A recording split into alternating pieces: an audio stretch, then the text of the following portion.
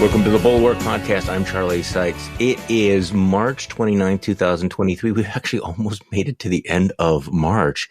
There will be no indictments this week out of the Manhattan DA's office. So, perhaps we could think about something a little bit different. I was actually thinking of mixing it up by not focusing the entire podcast on Donald Trump or what he has been doing or saying. For those of you that are, really locked into that, we will be back to that. But we're joined today by Ruy Teixeira, who is a senior fellow at the American Enterprise Institute, where he focuses on the transformation of party coalitions and the future of American politics. Also the co-author of the forthcoming book, Where Have All the Democrats Gone? And he's the politics editor and co-founder of the liberal Patriot, which this week just announced this huge expansion from a part-time newsletter into a full-time online publication and nonprofit organization. So first of all, congratulations about that, Ruy. Thanks a lot, Charlie. I mean, it's been quite a ride, and now the rocket ship has really taken off.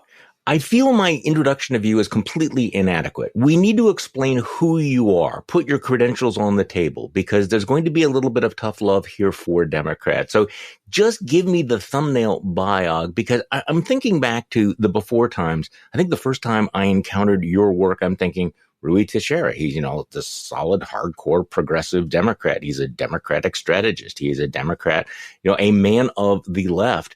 And now you're at AEI. So how do you describe yourself right now? Well, I would still describe myself as being on the center left and still describe myself as a Democrat. I'm just less sanguine about the blue team than I once was. When we wrote the Emerging Democratic Majority in 2002, John Judas and I thought the Democrats had quite an opportunity to take advantage of various shifts in the political terrain, including shifting demographics, but also shifting ideological and economic developments that could make them a dominant party for quite a while, if they practiced a sort of progressive centrism, took advantage of these burgeoning constituencies, and kept a very significant share of the white working class because they were such a big group and so important, and particularly in certain states. Now, over time, people thought, well, 2008, it's really arrived, but that was quickly dashed by 2010.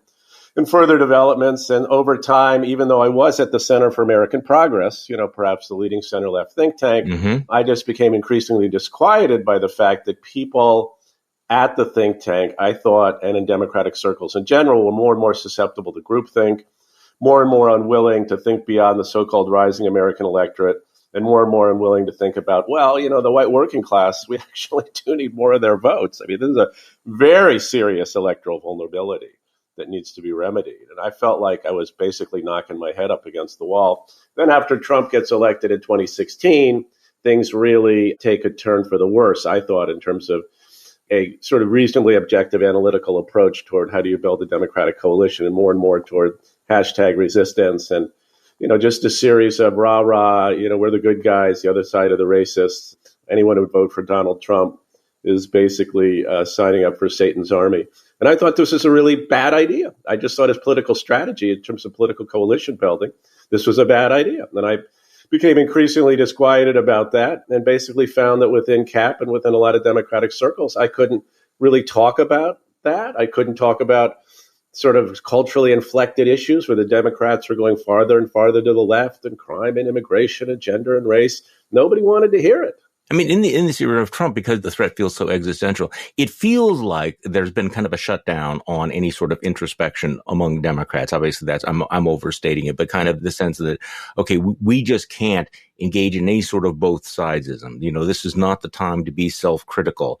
And as somebody has spent the last, 8 years, trying to figure out what went wrong with the right, what did we miss? What were the messages that went off the rails?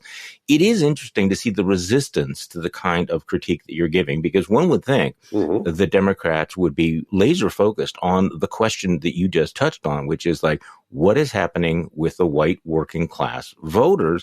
These used to be central to the Democratic coalition. You can't talk about the FDR coalition or the coalition behind the Great Society without talking about working class voters, and they have been hemorrhaging them. So what is the resistance to when you raise your hand and say, this is crucial, we can't have an emerging majority, but we are alienating people who for generations had been, part of the core constituency of the Democratic Party. Right. And I would actually add to that, Charlie. I mean, we now have a situation where non-white working class voters are becoming increasingly disenchanted with the Democrats, most famously Hispanics. We're also seeing it now with Asians, even in a minor extent with black voters. So the Democratic Party, in a quantitative sense, is no longer the party of the working class.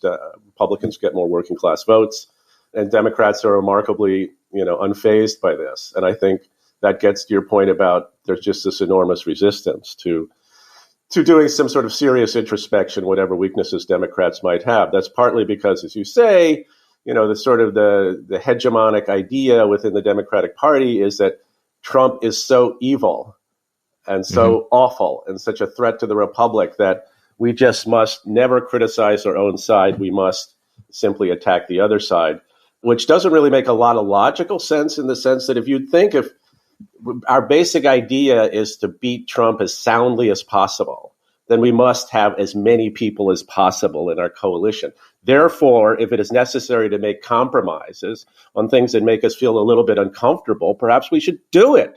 I mean, isn't the goal here to defeat the other side and defeat them soundly so they can't immediately come back into power, as indeed we've been in this revolving door in American politics for quite a while? So I don't think that makes any logical sense, but I think psychologically that's where people's heads are at. And then the question might become, well, why are people's heads in this place? And I think this is something I've written about quite a bit. I think the Democratic Party at this point is really hegemonized by the views of liberal, white, college-educated voters and sort of supportive organizations, academia, nonprofits, advocacy groups, foundations, and the media.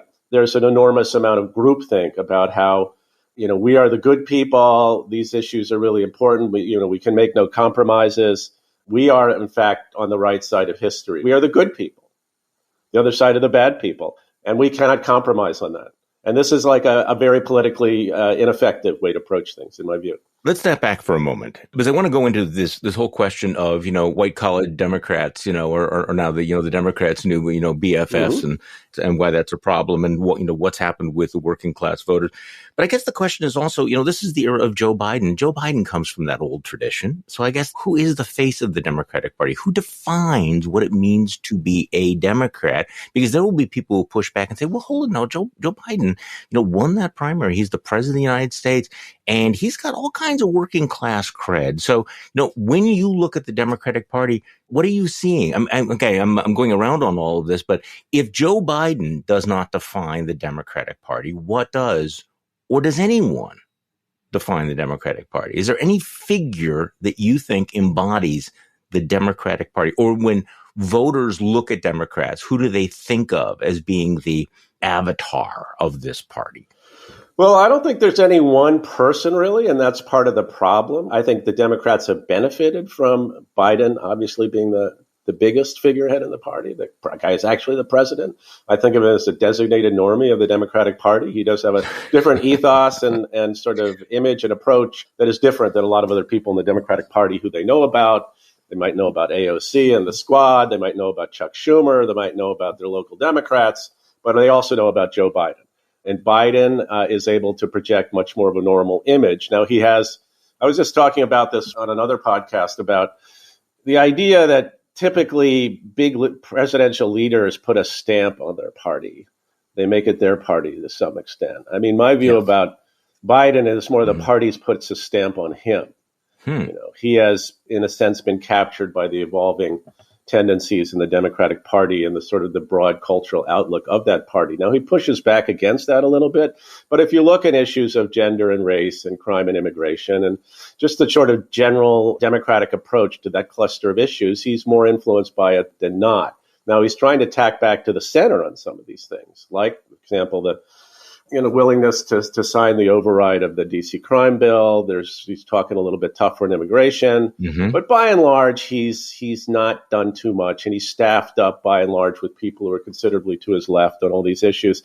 And I think he's a creature of the party. He's not going to rock the boat. He's not going to try to change the image of the Democratic Party in any concrete way. He's not going to pick any fights within the party in any kind of big way. I mean, for example, look at the D.C. crime bill thing. I mean, that's a fight. But it's not a fight against any particularly obvious icon or person. that he can then, sort of really make a big deal out of. I mean, I've written about this, and you did too, Charlie, I guess, about, the Democrats missed their chance for a Chesa Boudin moment when Chesa Boudin, the notoriously sort of lax DA in San Francisco, who was associated with crime and disorder in the country and in his city, got cashiered out by the voters of San Francisco. Great opportunity to say, well, that's Chesa Boudin, but that's not where Democrats come from. He is totally not our guy. He's not who we are. So I think that refusal, in a sense, to define more clearly and with a bit more sharp edges who Democrats are these days and what they are not is a real problem for Biden and for Biden's coalition. He can't put his stamp on the party, as it were, and the party will continue to put its stamp on him until and unless he's willing to do that. And right now, I don't see him doing that. I think the fundamental reliance is back to something we were talking about earlier, Charlie. Trump, MAGA. They're all bad. They're all the same. As long as we continue talking about them and not criticizing ourselves, then we'll be great, right? It's a matter of keeping the focus on how evil the other side is. I mean, anyone who, like you or me, who might raise questions about the Democrats' approach and think they need to modify it significantly is basically almost doing the work of the other side. I mean, I'm sure you've heard this yourself. So one of the things that you have written about that really stuck with me is what you call the Fox News fallacy. And I think it tacks along with all of this, which is, and I don't want to put words in your mouth here, but the Fox News fallacy basically being anything that Fox News thinks is a big deal or that MAGA thinks is a big deal, we need to either ignore or defend. So talk to me about the Fox News fallacy and how it fits into all of this. Right. Well, I think that is very much the sort of worldview, the filter through which a lot of things are seen by Democrats these days. If something is being raised by the conservative media, by politicians who are putting the Democrats in the crosshairs, it's the obligation of Democrats to stoutly deny there's anything to it. And in fact, the only reason why anyone would be concerned about this is because of their underlying racism, xenophobia, transphobia, or what have you. And I think that is not responsive to where ordinary voters are coming from. I mean, there are many, many, many examples of this. Crime was a great example to begin with. Now, as I say, Biden's trying to tack a little bit to the center, but the initial reaction of most Democrats to the concern about crime and the need to get tougher on crime was basically to argue that crime was being exaggerated as a problem. The people who are bringing this up in conservative media just want to scare you. They want to make you afraid, and they may want to make you afraid because they really want to tap your underlying racism about who the criminals are. It goes on and on and on, as opposed to like the more parsimonious approach, which is, well, people are probably concerned about crime because there's a lot of crime and people hate crime. And they don't think we're doing a good job in terms of public safety. So maybe we need to address that. That's a more parsimonious approach to the issue. Same thing with immigration. When people are pouring across the border, when the country is hitting like new highs in the amount of illegal immigration, maybe the best approach isn't to deny that it's a problem and sort of act as if, well, I mean, the only real problem here is people talking about how much immigration there is, as opposed to, well, here's our plan for doing it. We are going to be tougher at the border. We do think border security is important. We do think the asylum system is going to be gamed, and here's how we're going to fix it. Now, the Democrats, again, have moved over the last few months into a little bit saner or tougher position on this, but it's taken them a long time, and they've lost credibility on the issue as a result.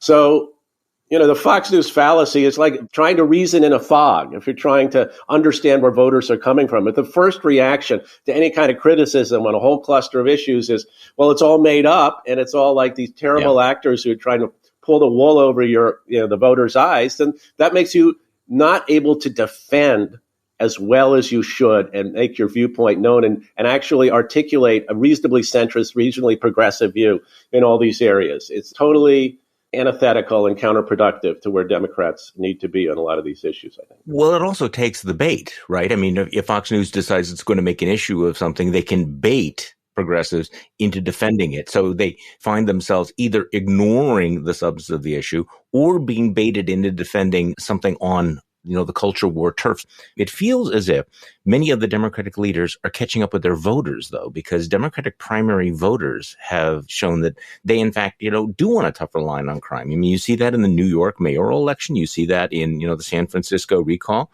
of the DEA there. You're seeing it perhaps in Chicago as well. So in some ways, it feels as if Democrats are catching up with where their voters are already going, that the primary electorate is far less progressive or willing to ignore these issues than the, college-educated staffing elites. True? Yeah, no, I think that's definitely true. I mean, it depends, of course, on the area you're talking about. I mean, one reason why there's more members of the squad than there used to be is because it is possible in a primary context to get rid of a sort of moderately liberal person and replace them with a flamingly liberal, hard left kind of person who is down the line and all the issues we've been talking about. But in a much broader context, when you look at entire states, when you look at the country as a whole, the Democratic primary electorate is, in fact, not all that left on a lot of these issues. And their concerns are now starting to come to the attention of the politicians. And I think this does connect to what you were alluding to there at the end. What do staffers think? What do people in the media think? What do people in advocacy groups think? What are the people who are constantly trying to talk to these politicians? What do they think? It's got too much influence over what politicians think and what they respond to. And there's not enough influence of what ordinary voters, even ordinary Democratic voters, think, leaving aside voters as a whole. So I think that is a huge problem. And I think Democratic politicians should get their head out of the sand and try to more understand what their own voters are thinking and pay absolutely no attention to what's on Twitter. So let's talk about how Democrats should handle the culture wars. You wrote a piece about 10 days ago, pointing out the Democrats have a host of vulnerabilities on, some of these cultural issues ranging from crime and immigration to race, gender, and policies around schooling.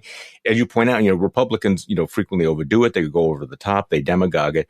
But that doesn't mean that the vulnerabilities aren't real. So you laid out the Democrats have three choices for responding to the Republican attacks on these issues. They can ignore them, they can attack, or they can try to diffuse. So let's break that down, what you mean by, the ignore, attack, and diffuse. What right now is the default setting for Democrats on these cultural issues?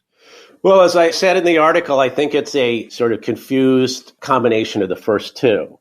I think on the one hand, they try to ignore frequently a lot of these attacks. I certainly think that's been Biden's approach in some areas at some times. I mean, let's not talk about this and let's instead talk about, we just spent umpty gazillion dollars on X and, we assure you that this is going to improve your life and, we're going to make things better. Inflation's going down a bit.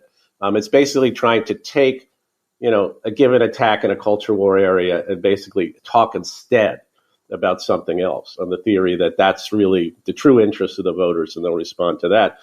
The attack is truly taking the bait and saying, well, whatever the conservatives are saying that we're for, damn right we're for it. It's a good thing, not a bad thing. And, to the extent there's anything wrong with it, it just reflects an exaggeration or a lie on the part of our opponents, sort of essentially giving absolutely no ground, right? So damn right we're in favor of drag queen story hour. We love drag queens. Drag queens should be in every school. Right, yeah. Anybody who would oppose this is obviously just some sort of bigot, and the Republicans are trying to, sort of unleash the underlying bigotry of the American people, and we must oppose that. But yeah, if you look at where ordinary voters are coming from, if you look at where the median voter, they're very uncomfortable with a lot of this stuff. They don't think kids should learn gender fluidity when they're 7 years old. They don't think drag queen story hour is an unalloyed joy for everybody. They're actually very nervous about, this continue with the trans issue, about the easy availability of hormones, puberty blockers, and surgery for people who are under 18. And in fact, that's a legitimate concern. We get it, that would be what ideally Democrats diffuse the issue. This is a serious problem some kids have. We have to pay attention to it. But on the other hand, it's, there's nothing wrong with them having talk therapy and so on and so forth. And the first thing we want to do is not medicalize children. I agree with you, concerned voters out there. Medicalizing children at the drop of a hat is not a good idea, and we're not for it. Instead, the response is typically, these are just bigots who are seeking to sort of discriminate and oppress trans kids, bullying trans kids. And there'll be, millions of suicides if we continue down this road. And it's just so awful and evil. But I mean, there is a middle ground here, where like you're sort of attentive to the concerns of different kinds of children. You don't want discrimination. You don't want bullying. You want to be nice to everybody, but you recognize it's a problem. Yeah. Is anyone there, though? Because I'm thinking of the middle ground, and it feels like kind of an empty field at the moment. Right. Well, I think that's a very interesting, just on this specific issue. I think the middle ground is remarkably unoccupied in most of these issues for the Democrats. But I think one thing that's really quite interesting is how little deviation there is from sort of an extreme, sort of pretty radical approach that's basically driven by the trans lobby and trans activists within the Democratic Party. I mean, there's almost nothing that this sort of group of people and advocates have argued that Democrats are willing to dissent from at this point.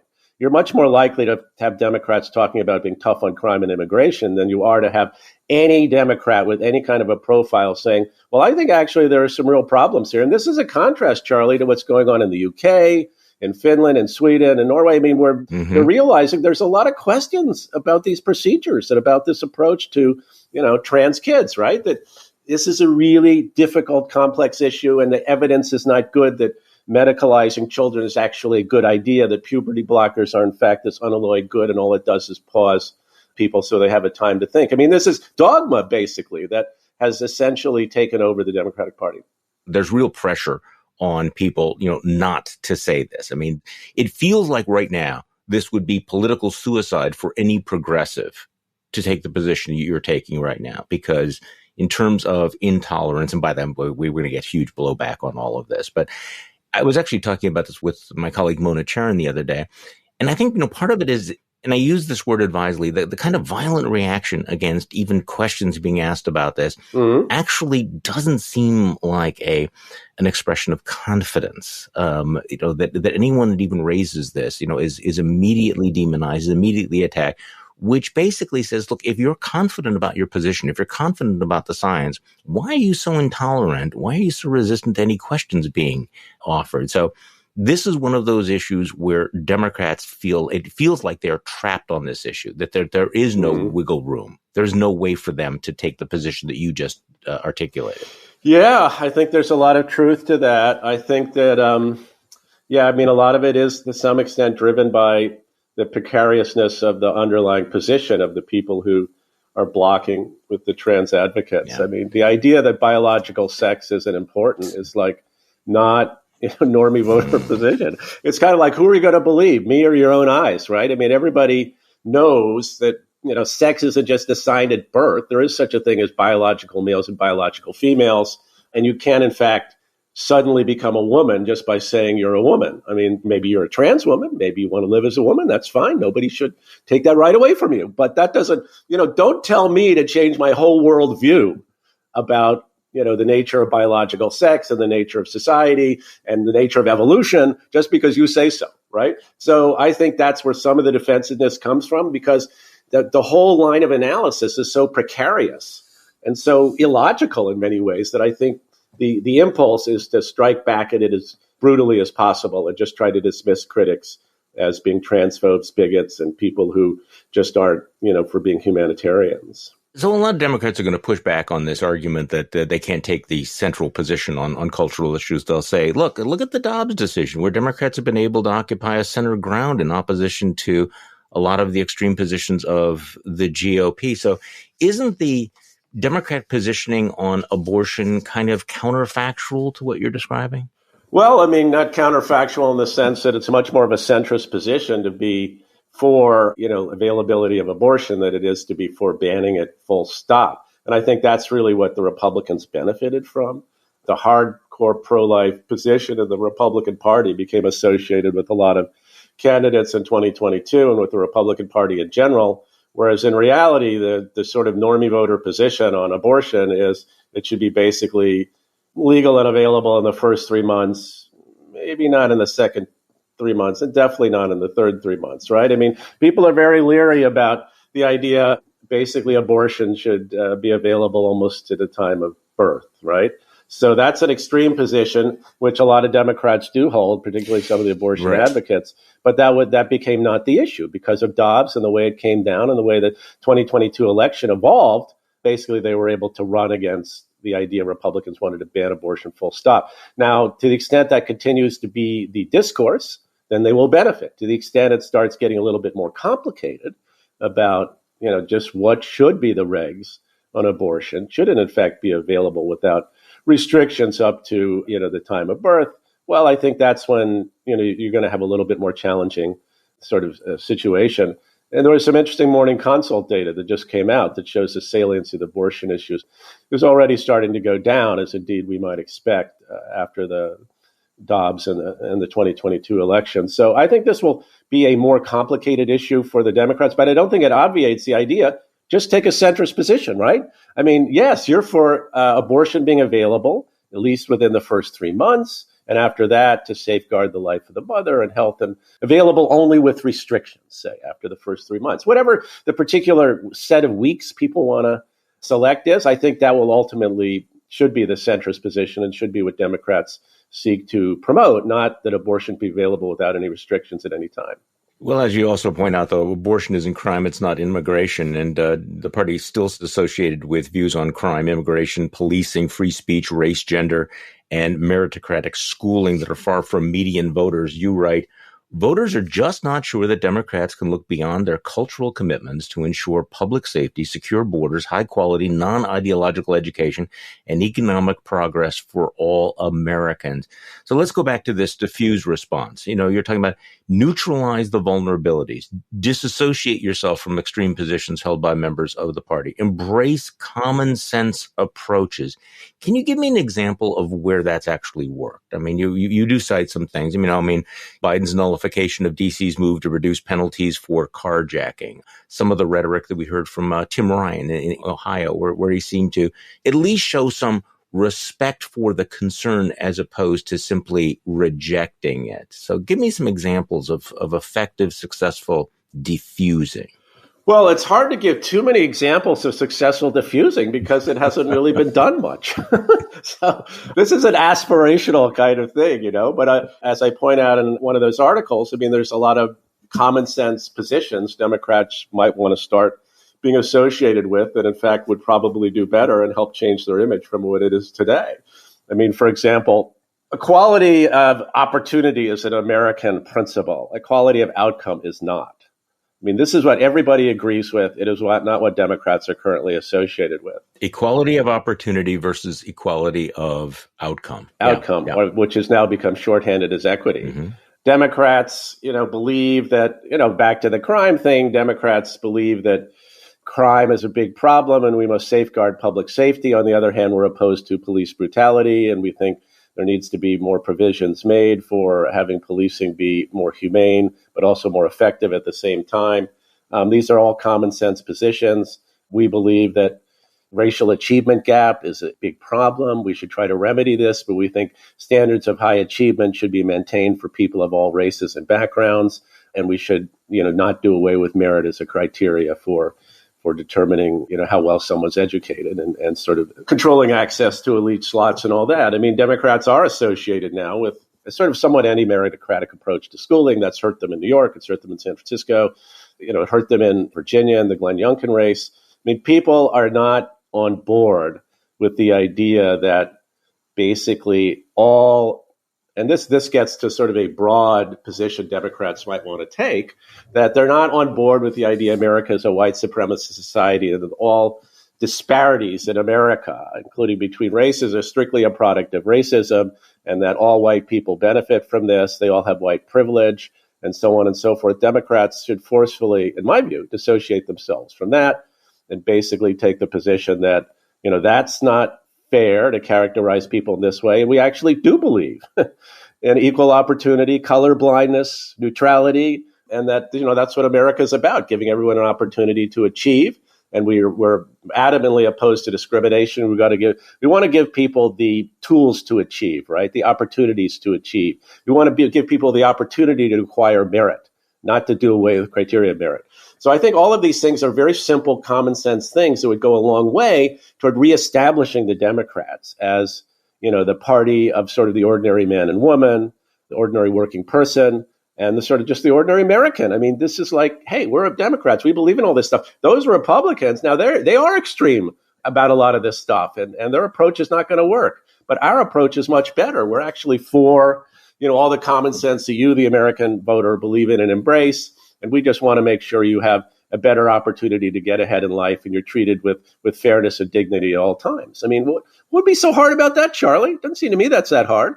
It doesn't seem that hard, except as you point out, Democrats aren't really interested in this approach of diffusing because college-educated liberals are not interested. Why are they not interested? Because as you point out, if you really want to resist Trumpism, if you really want to win elections, if you really want to establish credibility with some of the voters who have been peeled off, you would be interested in this approach of diffusing these issues. So why is it? Is it because they live in their own bubble, because they talk with one another, because there's a hive mind when it comes to all of this, or they're afraid of having any enemies to the left? Yeah, I mean, I think they are ideologically captured. I mean, I think there is a real phenomenon of being bubbled up in a lot of these circles where they never hear anything different than what they already believe, and they also feel pressure from some of their peers to embrace the same points of view.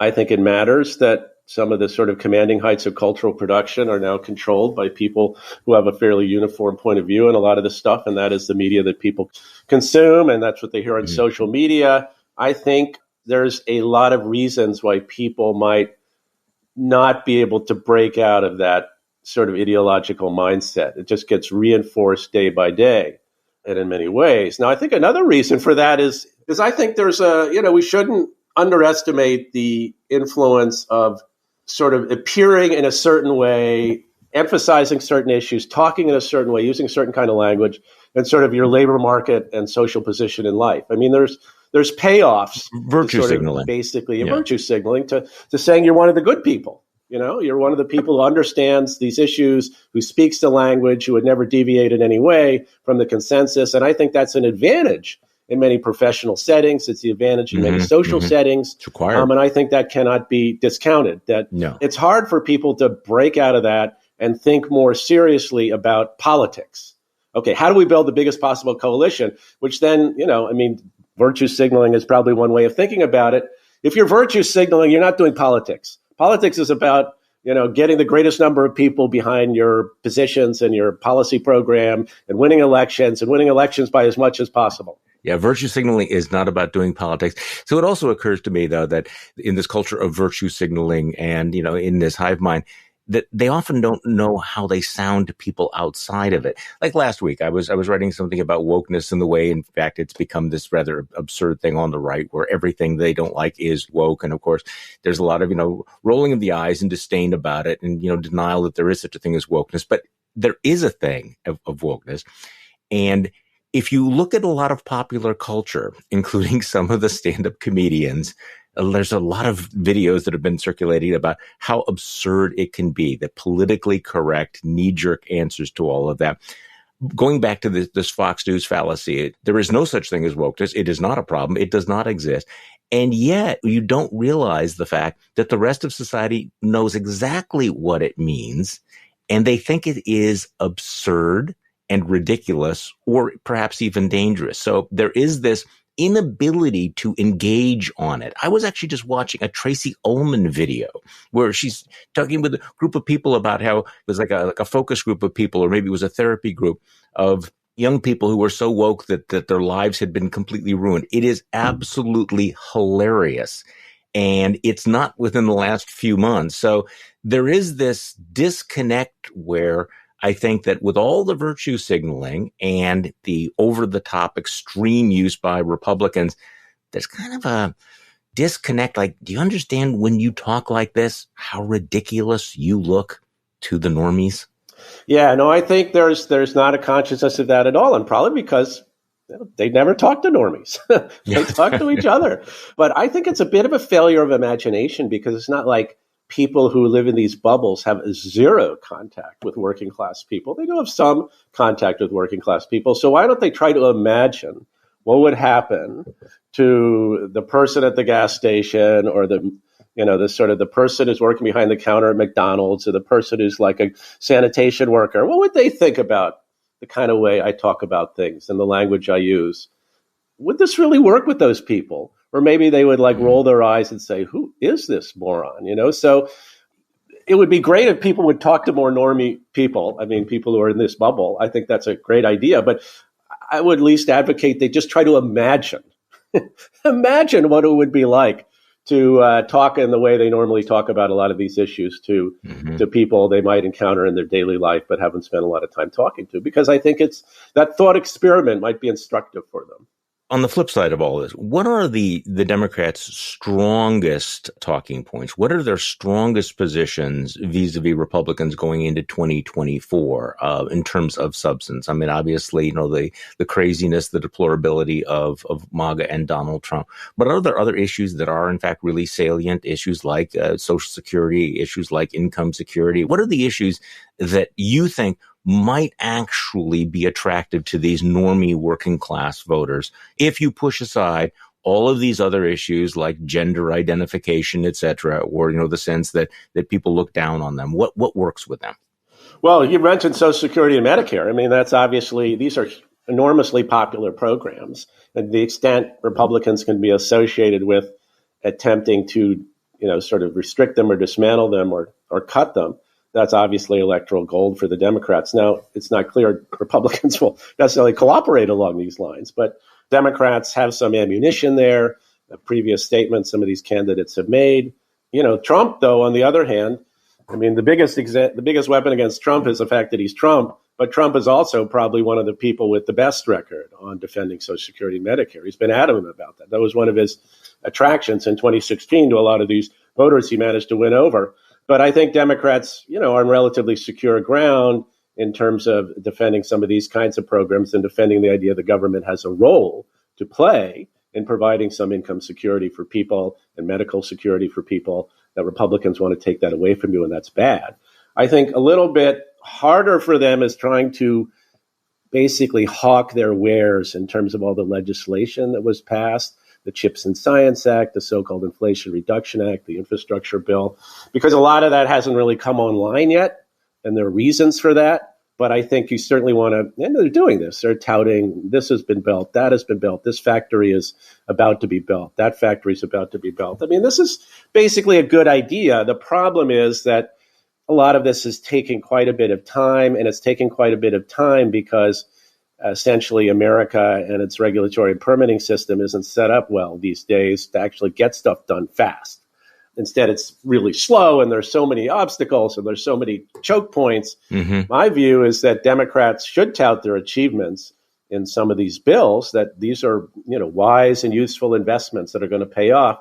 But I think they'd also be well served by saying, by God, we're not going fast enough on this, and we're going to press the accelerator on this and get a lot of barriers out of the way. And we can't let a set of weird regulations and permitting problems prevent us from building high-speed, high-voltage transmission lines. It can't prevent us from building bridges. It can't prevent a fab factory from being built. It can't prevent America from building things again. I mean, let's make America, sort of a really dynamic, forward-looking economy. Let's unleash the productive forces of America. And we Democrats realize, trying to talk for them, that it's not just about spending money. It's about, sort of unleashing the productive forces of America and the creativity of the American people. And we're going to do that. We hear you that it's not enough just to spend money.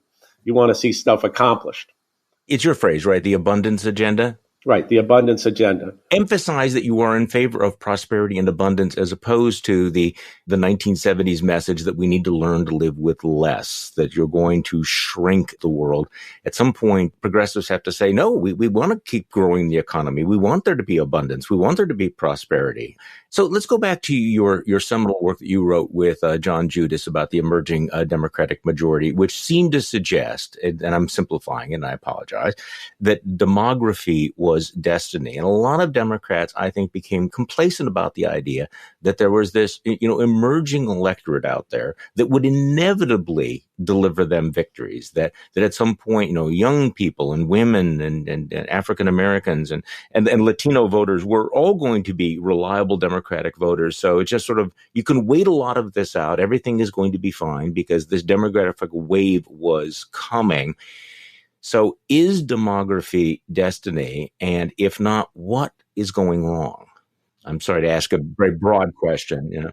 Absolutely. Demography is not destiny. And that was not our point in the book, though I think that that was a widely appreciated takeaway from it. I mean, people tend to bowdlerize one's work, I think, and they tend to hear what they want to hear. And one thing they really wanted to hear, and they liked it, is, hey, basically the way the country is changing is like really in our favor. And the longer it goes, the better off we'll be. And we just need to get these people out to the polls. That was a very nice thing for people to hear. But I think one thing that complicated it is, how are you going to prevent slippage among groups that are declining, like the white working class? How can you maintain enough support among those voters that could sort of neutralize whatever effect there might be from a changing mix of voters that was in your favor?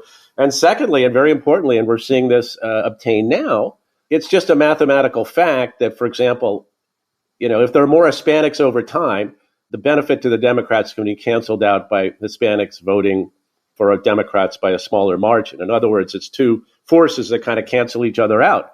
And I think Democrats have not been cognizant of that these two forces, the moving away from the Democrats on the part of an unfriendly constituency, and the diminution of Democratic advantages among a growing and sympathetic constituency, between them, they can actually completely cancel out, or more, the effects of a changing mix of voters that's in your favor. So I think that's what people didn't understand about demography is destiny. I mean, not only is it too much of a simplistic way of approaching politics, but it doesn't even make any sense logically and mathematically. There's too many things wrong with it. And I think Democrats are now in a situation where that should be a lot clearer to them, and they should realize we, in fact, need to rectify both of these problems. We need to get more white working class voters, and we have to take care about the fact we're now losing working class voters who are not white, who are Hispanic or Asian, to some extent even black. We have to get back to being the party of the ordinary American and of the working class, broadly speaking. And we can't just be the party of the good people and, sort of liberal non-white voters or something, right? I mean, there's got to be an approach to America that is based on the actually existing American electorate and not rely on some fantasy about how demographic forces over time are just going to be this wave that overwhelms all opposition. So that's my wrap on that. I mean, I never believed demography is destiny, but I think it should be even clearer to people now that that's not the case. Okay, so in the few minutes we have left, give me the pitch for what you're doing with the Liberal Patriot, because I'm really interested in seeing what you're doing. You're going to be featuring twice the amount of coverage of American politics and policy. Mm-hmm. You're going to have a regular column from a former Ohio congressman and Senate candidate Tim Ryan. That's right. Dispatches from the heartland. You have an afternoon news roundup. And you also just have a long list of contributors that does remind us that, in fact, although they may not be that visible, that there are these progressive centrists out there. There are people, and you're giving them a voice. So just tell me a little bit about why people should sign up for the Liberal Patriot, what you're going to be doing there. The Liberal Patriot started out as just the four of us, myself, John Halpin, Peter Julian, Brian Katulis, kind of running this Substack out of our back pocket, trying to write once a week, each of us.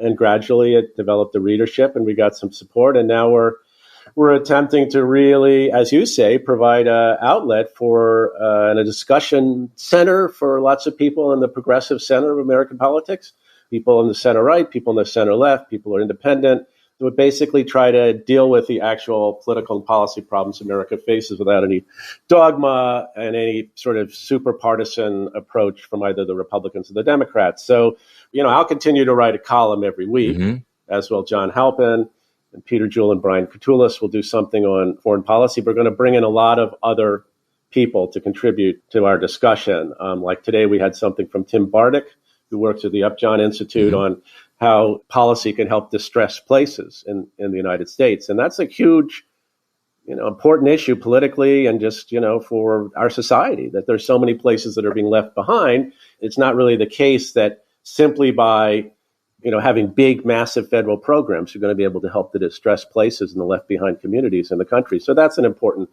discussion to have. And we're going to have many other contributors, Lane Kmark, Bill Galston, Musa El-Garbi, John Judas. There's a whole long list of people. And we're going to bring in more. We're going to try to encourage people to publish on our platform and have discussions about the important issues, again, outside of the sort of fog of the partisanship of both parties. And we're going to be doing some survey research. We're going to do 5 big surveys a year to try to get at some of these issues that are roiling the American electorate and really understand what's going on with that. We're going to do some policy projects. We're going to eventually have a podcast. But most of all, we're just really going to ramp up the amount of material that we put out and that, sort of help to drive this discussion forward. And you know what, Charlie? Best of all, it's free. So you can go to the Liberal Patriot right now and sign up for free, and you will get all of our stuff on a regular basis. And and wait, there's more. We even put out a digest every day of important stories that have hit the news and important developments in the country, giving a summary of what's going on and TLP's take on the whole thing and why it's important. So, there's just sort of a plethora of content that is available to you at a mere tap of the keyboard. So I implore, I beg, I beseech your listeners to sign up for the Liberal Patriot. Oh, and I would encourage that. I'm very, very much looking forward to this. Ruy Teixeira, thank you so much for joining me. I appreciate it very much. Thanks for having me, Charlie. And thank you all for listening to today's Bulwark Podcast. I'm Charlie Sykes. We will be back tomorrow. We'll do this all over again.